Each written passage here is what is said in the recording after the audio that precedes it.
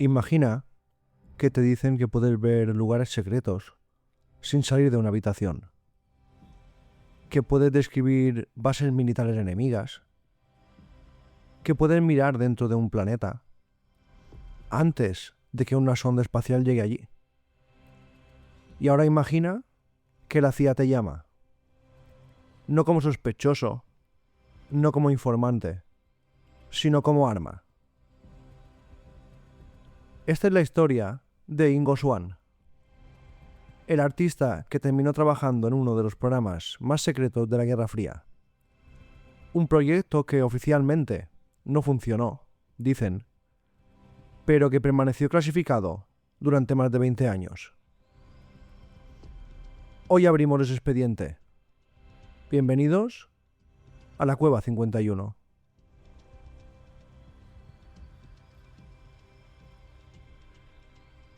Ingo Douglas Swann nació en 1933, en Colorado. Desde pequeño afirmaba tener experiencias extrañas. Decía que veía luces, que sentía presencias, que podía percibir cosas antes de que sucedieran. Su familia, en cambio, era profundamente religiosa. Pero él era diferente. En su adolescencia ya mostraba dos rasgos claros: una mente extremadamente imaginativa y una seguridad absoluta en que lo que percibía era real.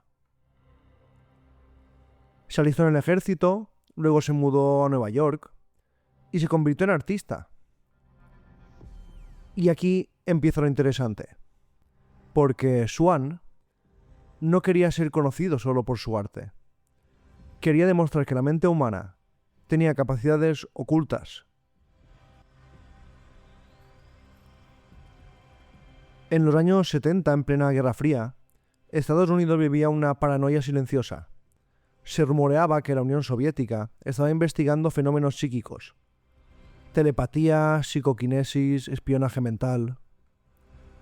Y si los soviéticos desarrollaban una ventaja, claro, Estados Unidos no podía quedarse atrás.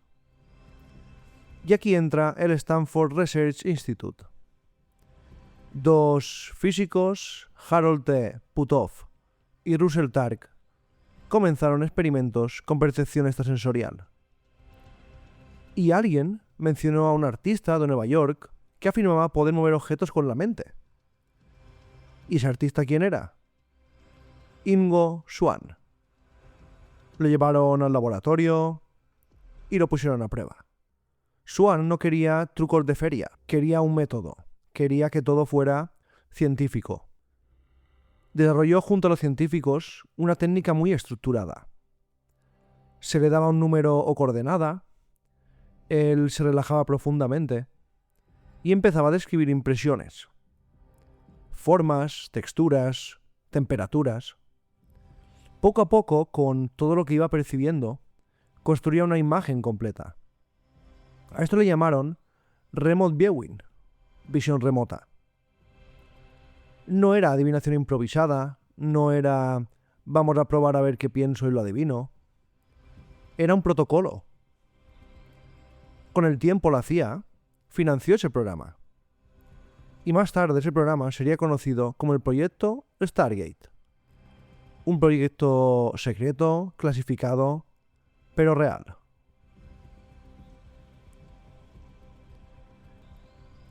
Y aquí viene lo que a mí me ha dejado completamente de piedra buscando información sobre este personaje, y es el caso Júpiter. En 1973, antes de que la misión Pioneer 10 enviara datos completos de Júpiter, que apenas se sabía prácticamente nada, Swann realizó una sesión, y en esa sesión tuvo una visión remota sobre el planeta. Describió, ojo, tormentas violentas, una atmósfera densa y algo muy inesperado. Ese planeta tenía anillos alrededor. En ese momento, nadie hablaba de anillos en Júpiter. No se sabía prácticamente... Bueno, yo creo que nadie sabía que tenía esos anillos. Años después, la sonda Voyager 1 confirmó que Júpiter sí que tenía anillos. Claro, los defensores de Swan dijeron que esa era la validación, eso era la prueba de que Swan tenía poderes. Los críticos dicen que pudo ser una suposición estadística, pero el debate hoy en día aún continúa. Durante años, Swan y otros videntes de este estilo describieron instalaciones soviéticas, submarinos, armas ocultas, bases militares. Algunos informes dicen que eran sorprendentemente precisos. Otros, como es normal, que tenían errores. Pero el programa en el que investigaban estas personas que tenían visión remota no se cerró. Y eso es lo inquietante, que si no funcionaba, si había más errores que aciertos, ¿por qué seguían financiando este programa?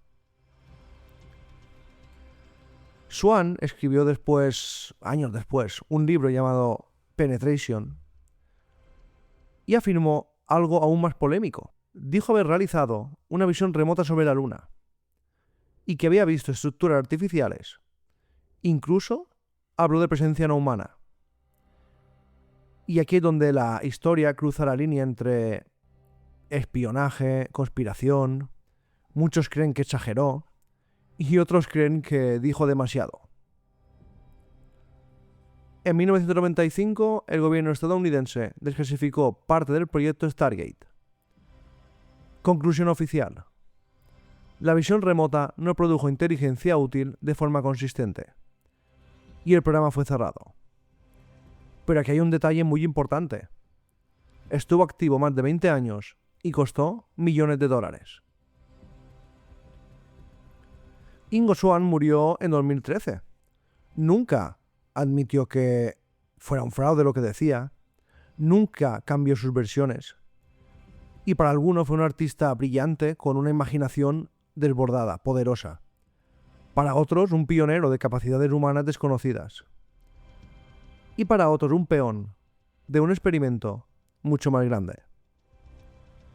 La pregunta no es si Ingo Swann tenía poderes. La pregunta es, ¿por qué la CIA investigó con él durante décadas? Y lo más inquietante, hay cosas que no se han desclasificado sobre el proyecto Stargate. ¿Vosotros qué pensáis?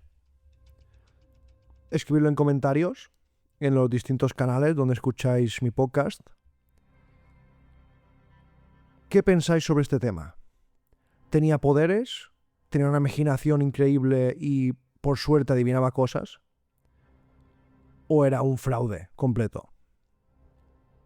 Yo creo que Ingo Swann y otras muchas personas en la historia han tenido unas capacidades mentales mucho más desarrolladas que la mayoría. Se dice que solo usamos un 7% de nuestro cerebro, que si usáramos el 50% sería, una catástrofe, porque todo el mundo sería hiperlisto, sabría un montón de cosas y seguramente yo creo que venimos del universo y estamos conectados con el universo. Por eso Swann veía en sus visiones cosas de la Luna, cosas de Júpiter que aún no se conocían y cosas que no se saben, que adivinó. Que fallaba, claro que debía tener errores, pero adivinar unos anillos en un planeta que nadie sabía que tenía anillos, eso, perdonadme, pero por mucha imaginación que tengas, no sé.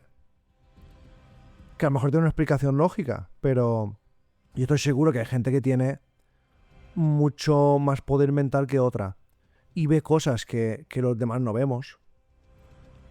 La gente que tiene percepción extrasensorial, que llega a un sitio y nota cosas, es muy posible, no es nada descabellado. Ingo Swann era una de ellas. Yo siempre pienso que la gente que que ve fantasmas, que nota presencias, está más desarrollado pues mentalmente, psíquicamente que otras que no los ven. ¿Por qué mucha gente ha entrado en castillos, en casas abandonadas, y ve cosas? Y otros que están al lado no. Hay un caso, aquí en Mallorca, donde yo vivo, hay un castillo llamado Castillo de Bellver, que fue una prisión. Y bueno, casi nunca se conocen historias de este castillo relacionadas con fantasmas. Pero hace un par de años, una pareja dijo haber oído gritos, voces y haber captado una especie de sombra por ese castillo. Y en ese castillo pasan cientos de visitantes al día.